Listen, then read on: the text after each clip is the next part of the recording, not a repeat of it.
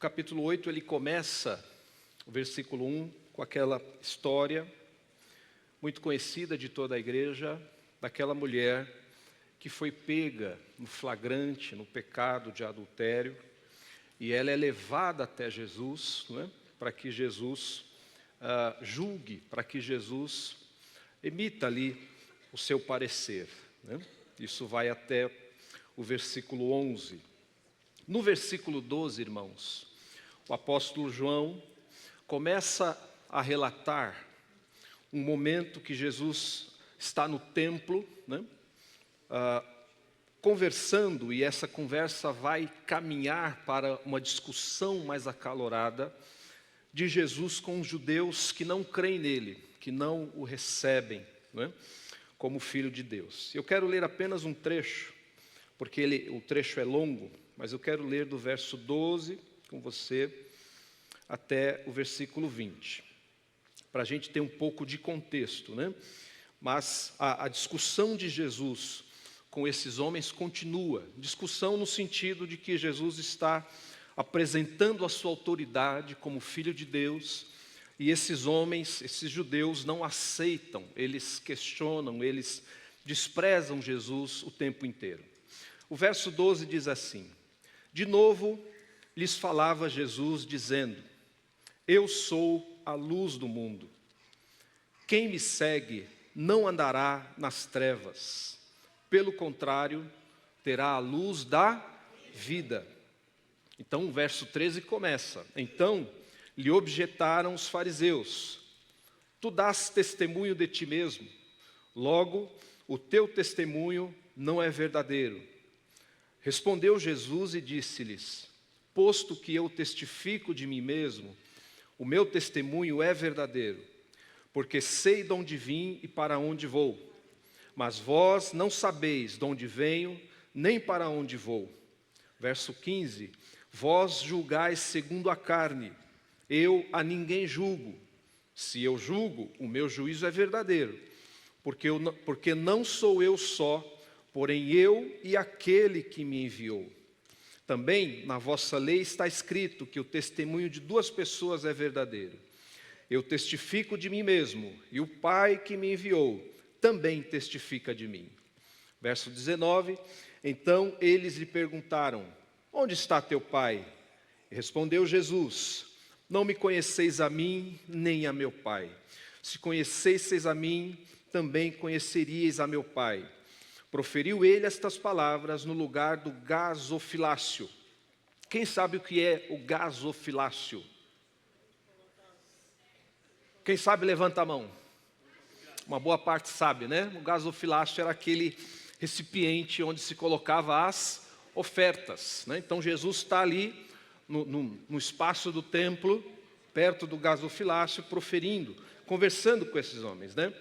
Quando ensinava no templo, e ninguém o prendeu, porque não era ainda chegada a sua hora. Até aqui, igreja, tome o seu assento em nome de Jesus.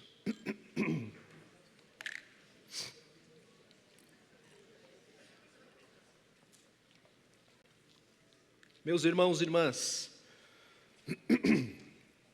desculpe a voz, estou melhorando, né? Vai perdoando aí. O nosso foco, a nossa ênfase, na verdade, é o verso 12. Eu quis ler um trecho até o verso 20 para você perceber que Jesus começa aqui a argumentar e receber contra-argumentações de fariseus, de homens judeus, que estão ali no espaço do templo, questionando Jesus. Jesus, no verso 12, ele se declara a esses homens, ele começa essa conversa declarando o seguinte: eu sou a luz do mundo.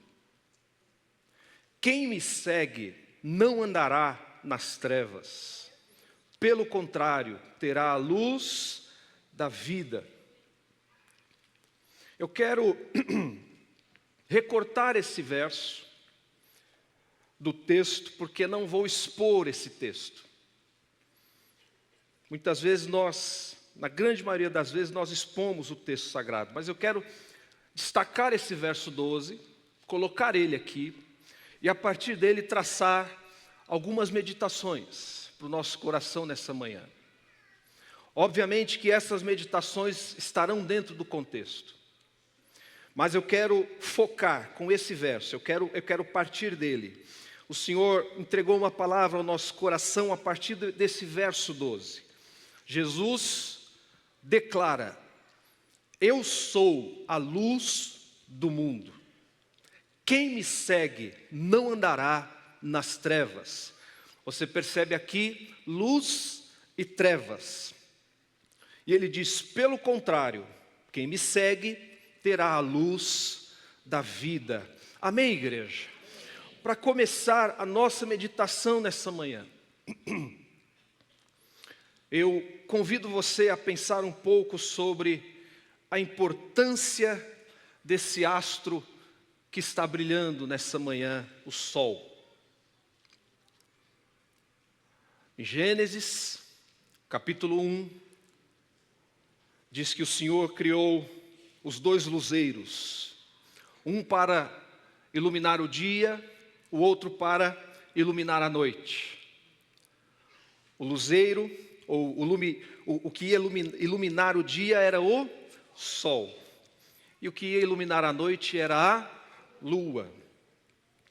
Pense um pouco comigo sobre o sol, sobre a importância do sol, a partir do que a ciência conhece hoje. Hoje nós sabemos que, dentre as muitas funções da luz solar na vida terrestre, uma das mais fundamentais é o processo de fotossíntese. Você se lembra o que é fotossíntese, né? Você aprendeu lá nas primeiras séries, né, do ensino fundamental. A fotossíntese, ela acontece a partir da luz solar. Mas o que é isso?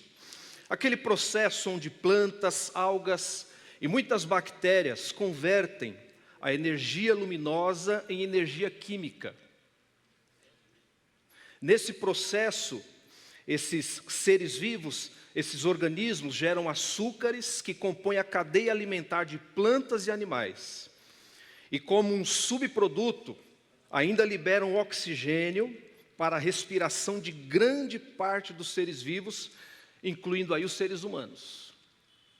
O processo de fotossíntese, né, que é síntese da luz, é isso que quer dizer, né, acontece a partir da luz solar, nas plantas, nas algas marinhas, e muitas bactérias, muitos organismos, eles produzem esses açúcares, que é a base da alimentação, da cadeia alimentar dos seres vivos, e ainda gera o oxigênio que eu e você respiramos. Ou seja, irmãos,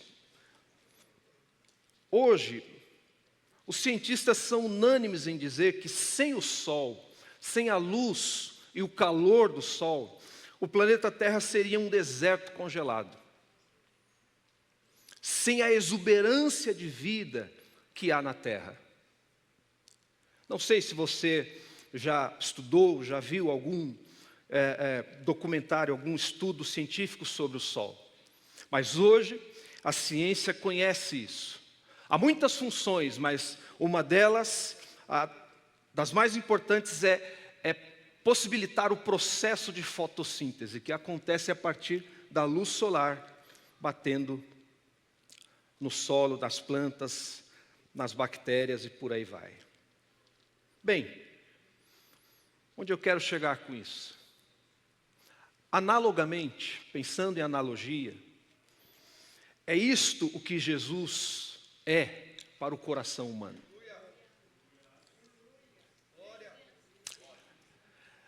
Analogamente, Zacarias vai dizer que ele é o sol da justiça. O que o sol é para o planeta Terra, igreja, Jesus é para o coração humano. Ele é luz que traz vida dentro de nós. E sem ele, o coração humano está morto e congelado, não sendo capaz, inclusive, de produzir vida a partir de si mesmo. Eu estou fazendo uma analogia, não é? do Sol, da sua importância para a vida terrestre no planeta, e dizendo para você que Jesus, ele declarou: eu sou a luz do mundo. Nosso coração precisa da luz que vem de Jesus para ter vida. Veja que ele diz: aquele que me segue não andará em trevas, mas terá a luz da vida. Nosso coração não é capaz de produzir vida a partir de si mesmo. Ele precisa receber a luz de Jesus. Assim como o planeta Terra não pode produzir a fotossíntese sem a luz solar, o nosso coração não pode produzir vida sem receber a luz que vem de Jesus. Mas eu quero fundamentar isso um pouco mais. Abra sua Bíblia em Marcos capítulo 7, a partir do versículo 20, para a gente perceber um pouco mais sobre essa verdade do coração humano. Marcos capítulo 7, versículo 20, igreja.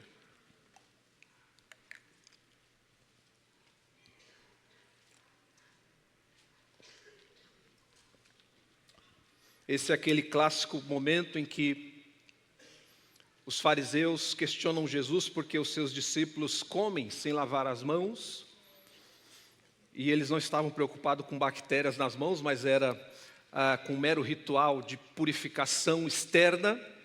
E Jesus vai dizer coisas profundas para eles, e vai mostrar para eles que na verdade o que precisava ser purificado não eram as mãos, era o coração. Olha o que Jesus diz, verso 20, e dizia: o que sai do homem, isso é o que o contamina, porque de dentro do coração dos homens é que procedem os maus desígnios ou maus pensamentos, a prostituição, os furtos, os homicídios, os adultérios, a avareza, as malícias, o dolo, a lascívia, a inveja, a blasfêmia, a soberba, a loucura.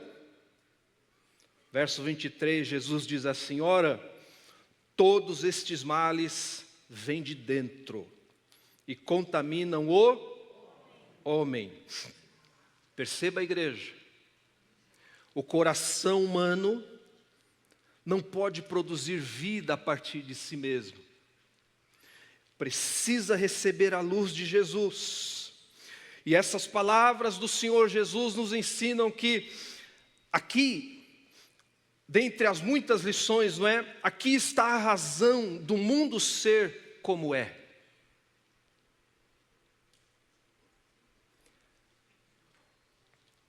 Eu estou dizendo essa manhã que, ao olhar para a realidade do mundo em que vivemos, século 21, uma sociedade cada vez mais caótica, aqui está a razão do mundo ser como é. Jesus diz assim: de dentro do coração do homem vêm todos esses males. É claro, irmãos, irmãs, que o diabo participa desse processo. Mas perceba que o coração do ser humano, na sua concepção, já está em trevas e pronto para pecar contra Deus. Nós cristãos não acreditamos que o homem pode chegar a salvar-se a si mesmo, que o homem pode construir a partir de si mesmo, do seu coração, bondade, salvação. É claro que há uma fagulha da imagem de Deus em todo ser humano, o que a teologia reformada chama de graça comum. Jesus diz assim, ele diz: olha,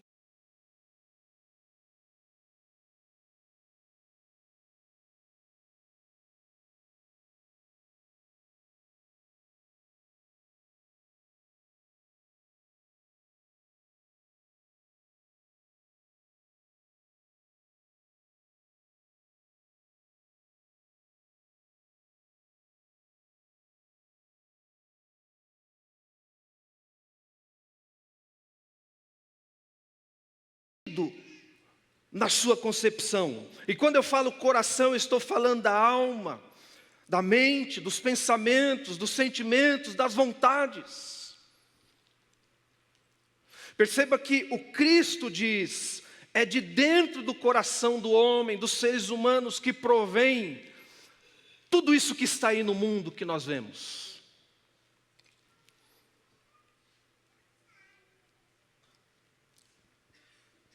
O apóstolo João, ele vai dizer, igreja, que os seres humanos, desde o início, amaram mais as trevas que a luz. E foi o texto que nós iniciamos lendo. Coloque seus olhos aí de novo, vou apenas destacar alguns. João capítulo 3, verso 16 em diante. Nós iniciamos lendo esse texto. Veja o versículo 19. O julgamento é este, que a luz veio ao mundo, João 3,19. E os homens amaram mais o que, irmãos? As trevas do que a luz, porque as suas obras eram más. Veja que a palavra de Deus apresenta o coração humano como esse coração que prefere as trevas, que ama mais as trevas do que a luz, porque o coração está em trevas, está perdido. Veja o verso 20, pois todo aquele que pratica o mal aborrece a luz, não se chega para a luz, a fim de não serem arguidas as suas obras. Apesar de Jesus ser a luz do mundo, os homens amam mais as trevas do que a luz. Por isso eu quero dizer essa manhã, irmãos e irmãs, Jesus, que é a luz do mundo, precisa ser a luz do nosso mundo interior. Veja que a gente sai do plano macro e vem para o plano micro. Jesus é a luz do mundo, mas Ele precisa ser a luz do meu mundo interior. Isto é, do meu e do seu coração. Porque se Ele não for a luz do meu coração, só haverá trevas. Do contrário, então, nossa vida se torna uma expressão. Se Jesus não for a luz do nosso mundo interior, se Ele não for a luz do nosso coração, a nossa vida se torna uma expressão, irmãos e irmãs, das obras das trevas, não dos frutos da luz. E você vai entender porque eu estou usando essa linguagem, que é a linguagem do apóstolo Paulo. Mas pastor, a gente já entregou a vida a Jesus, a gente já se batizou, a gente já é crente um tempão, a gente não já passou dessa fase? Num certo sentido, sim. Recebemos Cristo, recebemos o Espírito Santo, Ele veio habitar em nosso coração e passou a infundir luz de Deus dentro de nós. Mas o apóstolo Paulo, igreja, vai tratar dessa verdade na vida da igreja de Éfeso e vai nos mostrar que a igreja pode se perder nesse ponto. Por isso eu estou dizendo essa manhã que eu e você precisamos da luz de Jesus em nós. Eu e você precisamos que Jesus seja a luz do nosso mundo interior. Ele é a luz do mundo, mas o nosso coração precisa dessa luz todos os dias, todas as manhãs. Do contrário, a nossa vida, ao invés de ser uma expressão dos filhos da luz, como nós vamos ver, ela passa a ser uma expressão das obras das trevas. Mesmo depois de ser batizado, pastor? Sim. Mesmo depois de falar em línguas, pastor? Sim. Mesmo depois de se tornar um pastor e dirigir uma igreja? Sim. Eu ouso dizer que há muita gente que vive mais como filho das trevas do que filhos da luz, dentro das igrejas. E eu ouso dizer isso a partir do texto sagrado, como nós vamos ver agora. O apóstolo Paulo vai tratar dessa verdade, sobre a luz e as trevas na vida da igreja, a partir da igreja de Éfeso. Então vamos lá, irmãos, vamos para o capítulo 5 de Éfeso. Abra a sua Bíblia lá.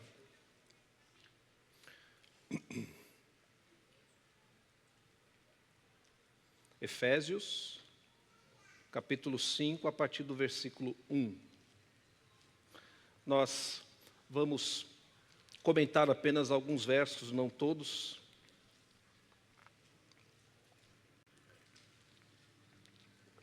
E não se esqueça de João 8,12. Jesus diz: eu sou a luz do mundo. Quem me segue não andará em trevas. Pelo contrário, terá a luz da vida. Agora veja aí, o apóstolo Paulo começa, capítulo 5 aos Efésios, versículo 1, ele diz assim: sede, pois, imitadores de Deus, como filhos amados, e andai em amor, como também Cristo nos amou e se entregou a si mesmo por nós, como oferta e sacrifício a Deus, em aroma suave. Primeiro ele fala dessa importância de eu e você sermos imitadores de Deus. E depois ele começa, o versículo 3, ele continua, né? Vai falar, irmãos e irmãs, do fruto da luz e as obras das trevas. Coloque os seus olhos aí, versículo 3 em diante. Mas eu não estou lendo a NA, né? Agora que eu percebi. Deixa eu abrir ela aqui, gente. Coloque a NA aí, gente, por favor. Porque essa palavra impudicícia não explica muita coisa não, né? Vamos agora abrir a NA aqui. Efésios 5 de novo. A versão mais atualizada. Meu dispositivo aqui me traiu, né? Verso 3, igreja. Que a imoralidade sexual e toda impureza ou avareza não sejam nem sequer mencionadas entre vocês, como convém a santos. O verso 4, não usem linguagem grosseira, não digam coisas tolas nem indecentes, pois isso não convém. Pelo contrário, digam palavras de ação de graças. Verso 5, fiquem sabendo disto, nenhuma pessoa imoral, impura ou avarenta, porque a avareza é idolatria, tem herança no reino de Cristo e de Deus. Não se deixem enganar com palavras vazias, porque a ira de Deus vem sobre os filhos da desobediência por causa dessas coisas. Verso 7, igreja, portanto, não participem daquilo que eles fazem. Dos versículos 3 a 7, o que nós encontramos é Paulo falando das obras das trevas. Aquilo que caracteriza a vida, a expressão daqueles que vivem, que um coração ainda está em trevas. E ele deixa claro, né, que essas pessoas não herdarão o reino de Deus, mas estão debaixo da ira de Deus. E no verso 7, olha o que ele diz para a igreja. Ele diz para os crentes de Éfeso: não participem dessas coisas, não participem daquilo que eles fazem, porque a possibilidade de participar estava presente. A igreja está no mundo, ela está envolvida nos relacionamentos, nos contextos, nos ambientes. Então a tentação, as oportunidades, os espaços, As possibilidades para se participar dessas coisas, irmãos, estão aí. Mas isso é a expressão das obras das trevas, né? O apóstolo Paulo, isso vai ficar claro quando ele continua no versículo 8, veja o que ele diz. Ele diz assim: porque no passado vocês eram o quê? Trevas, mas agora vocês são luz no Senhor. E aqui ele diz: vivam como filhos da luz. Viver como filhos da luz é viver recebendo a luz de Jesus em nosso coração. É viver recebendo essa luz de Jesus em nossos pensamentos, em nossos sentimentos, em nossas vontades. Eu repito, Jesus é a luz do mundo. Ele diz: eu sou a luz do mundo. Mas Ele precisa ser a luz do nosso mundo interior. Isso quer dizer que Ele precisa iluminar o nosso coração, os cantos mais escuros da nossa mente, da nossa alma, e isso todo dia, diariamente, irmãos e irmãs. Do contrário, nosso coração é essa fábrica de maus pensamentos, essa fábrica de ídolos. Nosso coração é essa fábrica de impurezas, essa fábrica de maldade, de malícia. É isso que nós somos. Nós não temos luz própria, nós não somos fonte de vida, nós precisamos da luz de Jesus no nosso coração todos os dias. Veja o que ele diz: vivam como filhos da luz. Ele traz no versículo 8, essa verdade de um passado, que os cristãos de Éfeso, os crentes de Éfeso, eram trevas. Sua vida era marcada pelas obras das trevas. Mas ele traz a sua fala para o presente e diz: agora vocês são filhos da luz. Isso implica na maneira como vocês devem viver. A vida na luz, a vida a partir da luz de Jesus, gera frutos. E é o que ele vai dizer na sequência, igreja. Coloque os seus olhos aí, repetindo o versículo 8, ele diz: porque no passado vocês eram trevas, mas agora são luz no Senhor. Vivam como filhos da luz. Verso 9, porque o fruto da luz, veja o contraste. Do versículo 3 ao versículo 7, ele falou das obras das trevas. Daquilo que caracteriza a vida da pessoa, do coração que está em trevas. Imoralidade sexual, impureza, avareza, esse apego exacerbado às coisas materiais, esse coração materialista, você que muitas vezes não consegue pôr a mão no bolso para abençoar, para ser generoso, ser generosa. Veja se você não é um avarento, irmão. Veja se você não é uma avarenta, irmã. Ah, porque a igreja, porque o pastor não sei o quê. Não, você está numa igreja séria.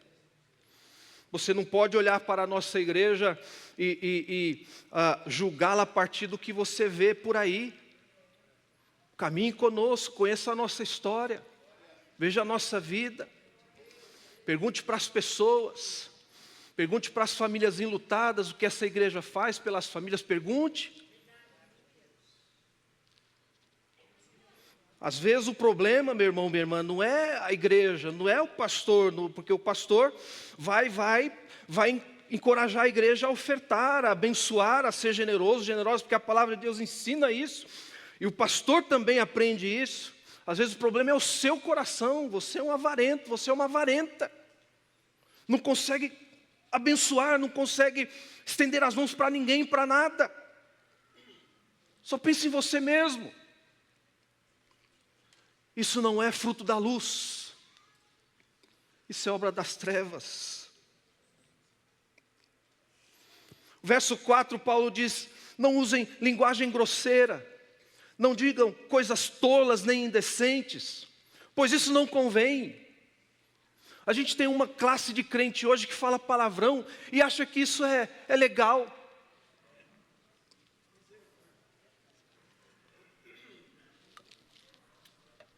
Ele diz assim, não, o importante é o coração para Deus. Ué, mas a boca fala do que o coração está cheio. Se o coração está cheio da luz, da graça de Deus, as palavras serão diferentes.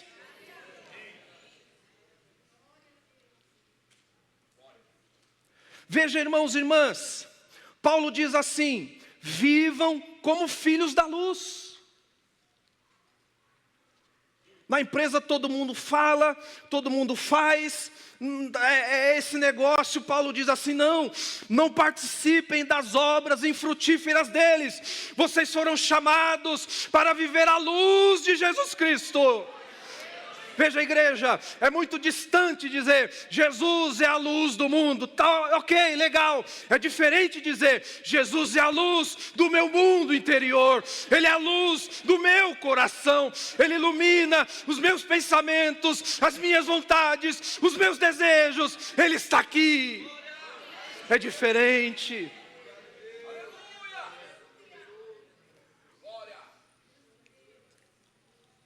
E nós não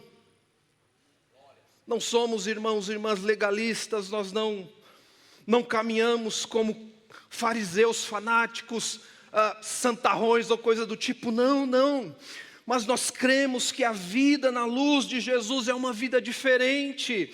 E ela não afeta só a maneira como a gente trata o casamento, os filhos, a esposa, o esposo. Ela afeta as nossas palavras. Paulo está dizendo isso.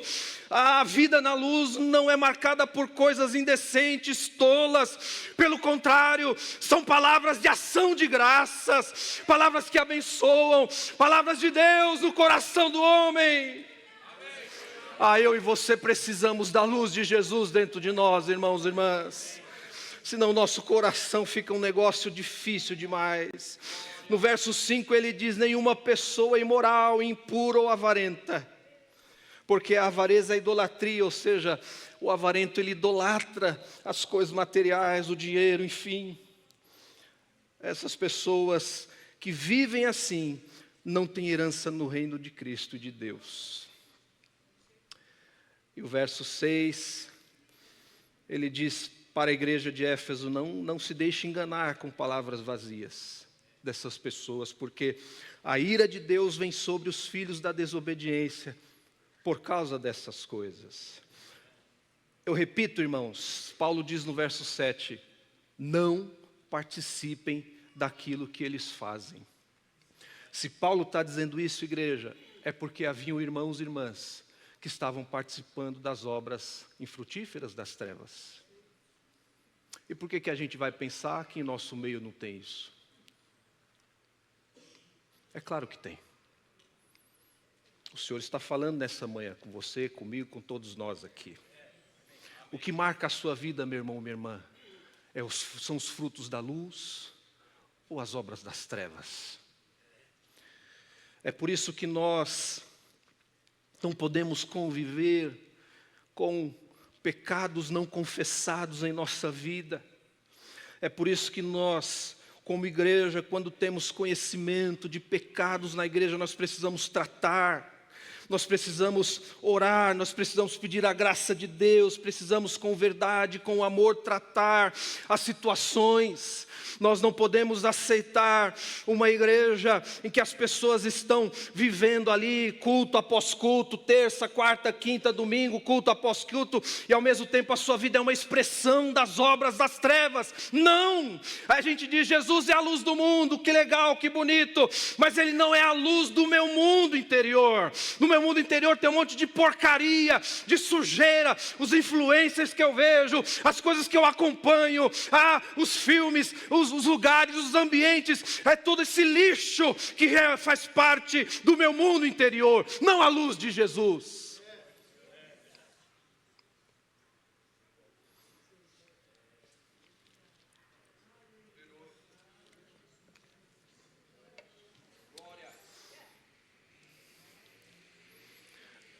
Ele lembra a igreja Ele diz: no passado vocês eram trevas, mas agora são luz no Senhor. Vivam como filhos da luz. Aleluia. E o verso 9: porque o fruto da luz consiste em toda bondade, justiça e verdade, tratando de descobrir o que é agradável ao Senhor. Meu irmão, minha irmã, minha vida, a sua vida, precisa ter essas marcas dos filhos da luz, precisa ter o fruto da luz, bondade, justiça, verdade, verdade nos nossos relacionamentos, verdade na nossa família, verdade na igreja, verdade na nossa liderança, verdade nas nossas tratativas. Precisa haver fruto da luz na nossa vida, e só haverá se Jesus for a luz do nosso coração. Veja que ele continua, versículos 11 a 13. Mais uma vez, olha o que Paulo diz: e não sejam cúmplices nas obras infrutíferas das trevas. Pelo contrário, tratem de reprová-las, pois aquilo que eles fazem em segredo é vergonhoso até mencionar. Mas todas as coisas, quando reprovadas pela luz, se tornam manifestas, porque tudo que se manifesta é luz. Interessante, irmãos e irmãs. Paulo diz que os filhos da luz devem reprovar as obras das trevas, não sendo cúmplices. Está dentro do que ele disse no verso 8, quando ele diz: não participem. Ser cúmplice é participar. Mas ao mesmo tempo, Paulo avança um pouco mais, porque ele diz assim: não participe, não seja cúmplice, mas também não fique em silêncio. Como quem diz, quem cala consente. Paulo diz assim: reprove. Reprove. Reprove as obras das trevas, reprove as obras infrutíferas das trevas.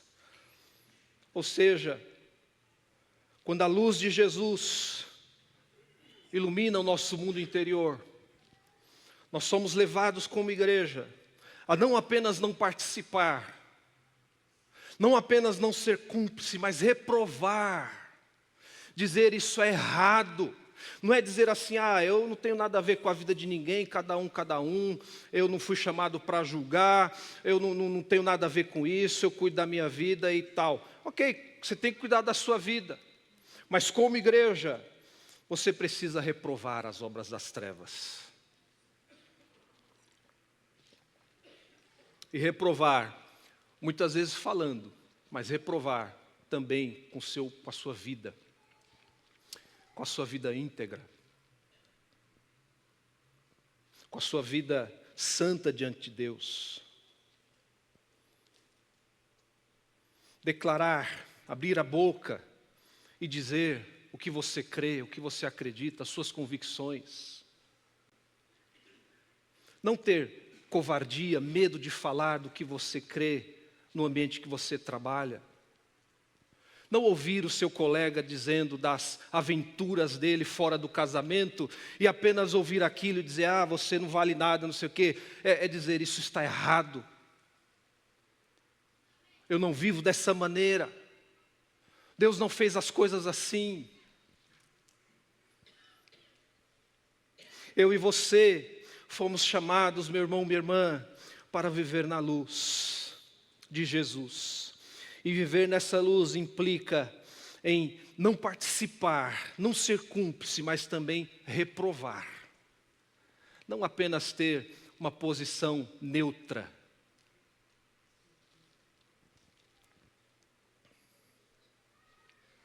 Paulo diz muito claramente, não é? A luz de Jesus, quando ela faz parte, quando ela ilumina o nosso mundo interior, ela nos leva a reprovar as obras das trevas. E no versículo 14, coloque seus olhos aí, estou caminhando já para a conclusão. Ele diz: por isso é que se diz.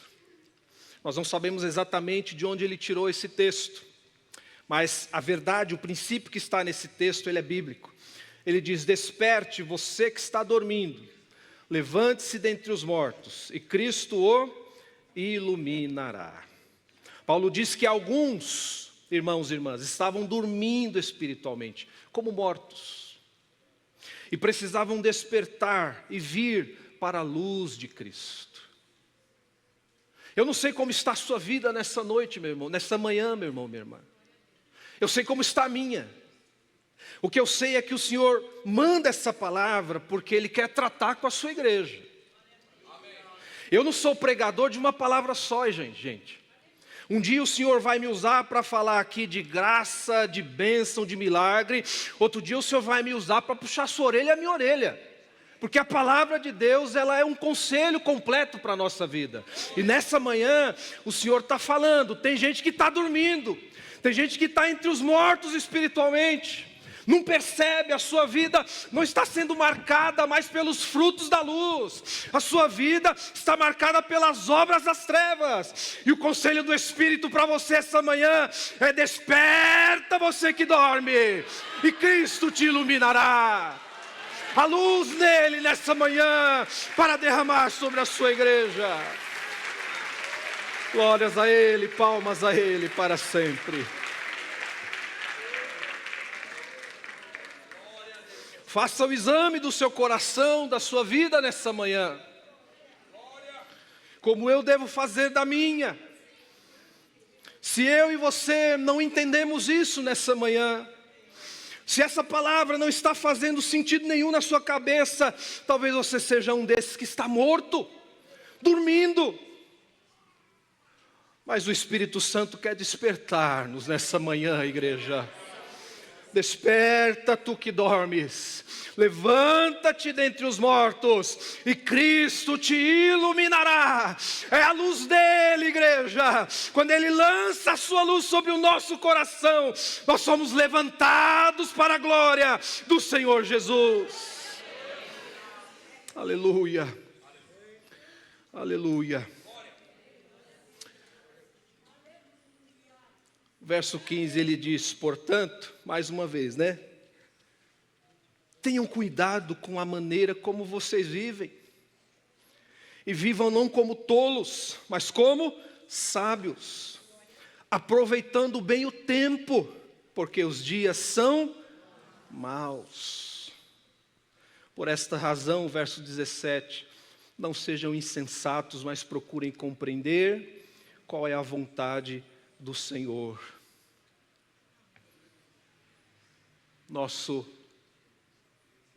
Eu peço licença aqui, a nossa querida missionária Roseli, não sei se ela está presente, para citar um pouco do que foi a partida do nosso presbítero Silvio. Ele estava dirigindo, levando a esposa a algum lugar, e o Senhor o chamou no volante do carro. Ali ele foi chamado à glória, à eternidade. E a sua vida aqui nesse plano cessou. Esta semana, quarta-feira. Na quinta-feira estávamos velando o corpo, orando pela família, pedindo a Deus consolo. Veja, Paulo diz no verso 16, 15 e 16, não vivam como tolos, vivam como sábios, aproveitando bem o tempo, porque os dias são maus. Eu quero dizer, igreja, a luz de Jesus em nosso coração nos ensina a viver, a aproveitar a vida, o tempo que Ele nos dá. Aquele que está nas trevas vive de maneira insensata, como tolo, perdendo o seu tempo, gastando o seu tempo. Paulo diz: não sejam insensatos, procurem compreender qual é a vontade do Senhor e aproveitem o tempo, porque os dias são maus. eram maus nos dias de Paulo, são maus hoje. É o que caracteriza esse tempo entre a primeira vinda de Jesus e a sua segunda vinda. É um tempo de agonia, de luta, de batalha, para todos nós que servimos ao Senhor. A vida na luz nos ensina a viver de maneira sensata. Aproveitar o tempo que o Senhor tem nos dado nessa terra. Porque esse tempo cessa. E cessa de repente. Nossa vida está nas mãos do Senhor. Veja que a luz de Jesus nos ensina a olhar para a vida de maneira distinta, igreja. Como sábios, como pessoas sensatas, que gozam da vida que Deus deu, que agradecem pelo pão que o Senhor dá, pela família que Ele deu, pelo trabalho que Ele dá, que agradecem, veja como as palavras são distintas, que vivem uma vida de ação de graças apesar das batalhas, das lutas, das vicissitudes do dia a dia. Há um coração que está olhando para o Senhor e dizendo: Senhor, graças dou pela vida que o Senhor tem me dado. Isso caracteriza a vida na luz de Jesus. Essa vida, como ele diz no verso 17, procura compreender, buscar, entender a vontade do Senhor para a sua existência. Mas eu quero terminar, irmãos, eu já avancei bastante aqui. Versículo 18 a 20, Paulo termina de maneira preciosa aqui esse trecho. Ele diz: e não se embriaguem com vinho. Isso aqui não é um problema para nós não, né, gente? Vou até tomar uma água aqui, porque hoje é jogo do Brasil, todo mundo vai ficar alegre, mas com a vitória, mais nada, né? Ninguém tomando água. Refrigerante, né? Refrigerante não, irmãos, tome suco natural, é melhor, né? Melhor, mais saudável. Mas veja lá, verso 18: e não se embriaguem com vinho, pois isso leva à devassidão, ou ao desperdício, à dissolução, enfim, ao desequilíbrio, a uma série de problemas. Ele diz: não se embriaguem com vinho, mas deixem-se encher do Espírito. Sejam cheios do Espírito, Paulo diz, falando entre vocês com salmos, hinos e cânticos espirituais, cantando e louvando com o coração ao Senhor, dando sempre graças por tudo a nosso Deus e Pai, em nome de nosso Senhor Jesus Cristo. Então, nesses versos, o apóstolo fala daquilo, igreja, que os crentes de Éfeso deveriam buscar e se encher, para que os frutos da luz se manifestassem entre eles. Eles não deveriam, então, se encher do vinho, que era o mais comum naqueles dias, no primeiro século. O vinho na Bíblia carrega alguns símbolos, e um deles é a alegria, né? Até hoje, então, o ser humano busca, muitas vezes, na marvada, como dizem, né? Olha que tem alguns irmãos aí que lembrou de algumas coisas aí. Esquece isso aí, irmão. Expulsa isso aí. Fala: Jesus, manda luz aqui na minha mente, no meu coração, Senhor. Até hoje, o ser humano busca nas bebidas alcoólicas, nos alucinógenos, nas drogas, alegria.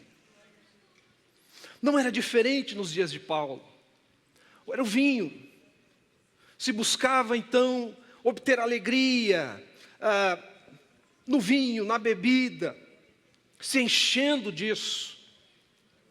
Paulo está dizendo que a fonte da alegria da igreja do Senhor Jesus não deve ser nenhum tipo de coisa que causa alucinações, desequilíbrios. Hoje, irmãos e irmãs, o século 21, as pessoas buscam essa alegria em outras coisas até. Há uma série de vícios terríveis no nosso tempo. Nós já sabemos hoje que há um vício terrível na sociedade brasileira, que é o vício em apostas. As famosas bets. As pessoas buscam no dinheiro a fonte da sua alegria, e impulsionadas por dinheiro e mais dinheiro, eles vão às apostas e vão jogar e vão tentar. E nesse vício, que já tem até um nome, né, o tal da ludopatia, se não me falha a memória, nesse vício as pessoas se perdem e perdem tudo. Porque, veja como quem vive nas trevas se torna cego. O negócio da bet é ganhar na sua perda. Óbvio. E isso, irmãos, não é uma crítica de um ministro do Evangelho. O governo está preocupado com isso. Vocês estão acompanhando. Eles estão criando agora uma espécie de linha de crédito. Vi essa semana passada, uma linha de crédito para as pessoas adimplentes. As pessoas que têm suas dívidas, que estão ali ralando para pagar suas dívidas, estão mantendo o seu nome limpo, mas estão muito apertadas financeiramente por causa das dívidas. Então eles vão liberar uma linha de crédito para que esse cidadão possa ter uma folga, mas atrelado a essa linha de crédito está um requisito que é ter o seu CPF bloqueado por 6 meses nas casas de apostas. Para que a pessoa não pegue esse crédito e vá apostar. É só um dos mecanismos que o governo está tentando para controlar isso, porque tem pai de família que perdeu casa, que perde carro, que perde tudo apostando. Ninguém aqui mexe com isso, né, gente? Eu vou até tomar uma água aqui agora. Não é possível que você perca seu tempo e seu dinheiro fazendo isso. Não faça, meu irmão, minha irmã. Você vai se perder nisso aí. Eu já atendi irmãos nessa situação. Não faça. Mas eu estou falando que, sobretudo no nosso tempo, as pessoas buscam sua alegria, a fonte da sua alegria, no dinheiro, nas coisas. Alguns vão para as drogas e ali se matam, se destroem, se acabam. Outros na bebida alcoólica. Veja, Paulo diz assim: não se embriaguem, não busquem no vinho a fonte da alegria, da satisfação, da vida. Se encham do Espírito de Deus. Enchei-vos do Espírito, porque Ele sim é a fonte da nossa alegria, Ele sim é a fonte da nossa satisfação nessa vida, Ele sim é a fonte do nosso sentido, do nosso propósito nessa existência. Por isso, igreja, o que você precisa não é de mais dinheiro, meu irmão, minha irmã. Você não precisa de mais carro, de mais casa, de mais não sei o quê. Você precisa mais do Espírito Santo de Deus na sua vida. Eu e você precisamos ser cheios dele. A gente não precisa ser cheio de dinheiro. Aí talvez você diga assim: pastor, então me dá o seu. Eu digo: vai se converter, seu. Você está entendendo o que eu estou falando? A gente precisa de dinheiro, obviamente, mas a gente precisa muito mais. Nós precisamos ser cheios muito mais do Espírito Santo de Deus, igreja. Porque quando Ele está em nós, quando Ele ilumina o nosso coração, Paulo diz assim, que entre nós falaremos dos salmos, dos hinos e cânticos espirituais. Nós cantaremos, nós louvaremos ao Senhor com o coração. Nós daremos graças a Deus por tudo, apesar das batalhas, das lutas. Quando nós estivermos cheios do Espírito, a nossa vida será marcada pelo fruto da luz. Eu termino aqui dizendo que Jesus é a luz do mundo, João 8,12. Mas Ele precisa ser a luz do meu mundo interior. Ele precisa iluminar os recônditos do meu coração, da minha alma. Todos os dias, igreja. Do contrário, o meu coração produzirá obras das trevas. Por isso, a vida da igreja precisa ser tomada pela luz de Jesus. Eu e você precisamos dessa luz. Quanto mais essa luz estiver em nosso coração, em nosso meio, irmãos e irmãs, quanto mais o Senhor Jesus irradiar a sua luz em nós, mais nós seremos uma comunidade de amor, de graça, de misericórdia uns para com os outros, de solidariedade uns para com os outros. Mas o nosso ego abaixará. Quanto mais tivermos dessa luz, mais a nossa vida como igreja será santa, será íntegra. Por isso eu e você precisamos clamar pela luz de Jesus essa manhã. Eu gostaria que a mídia colocasse na tela o Salmo 36, verso 9.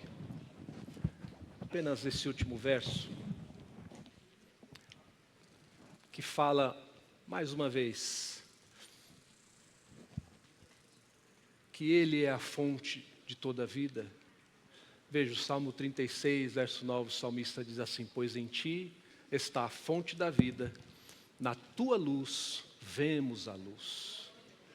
Amém, igreja? Nós precisamos da luz de Jesus nessa manhã. Você pode se colocar de pé em nome de Jesus, para nós orarmos.